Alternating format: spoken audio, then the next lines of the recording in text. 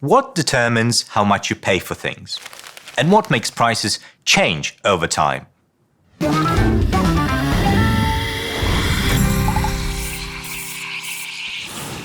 My friend Bettina often travels by train. She's always trying to find a good deal because the prices for long-distance train tickets go up and down, sometimes even several times a week. So right now, Bettina is waiting for her train at the station. And she's decided to treat herself to a cup of coffee. Of course, her coffee to go was more expensive than if she had brought her own in a travel mug. But why, actually? The prices we pay are usually made up of two things: cost and profit. By cost, we mean all the costs involved in making and selling the product. First, there are production costs for raw materials, workers' salaries, electricity, and so on. And then there are also the costs related to selling the product. Think of the rent for a coffee shop, or paying to transport coffee beans around the world. External factors also play a role.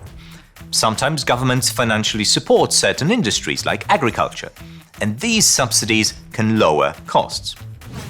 Governments also charge taxes and sometimes tariffs if the raw material or products come from another country. Taxes and tariffs add to the cost. After all that, what's added on top is profit. This is so that everyone involved doesn't just make enough to cover the costs. With the profit, manufacturers, traders and sellers can invest and grow.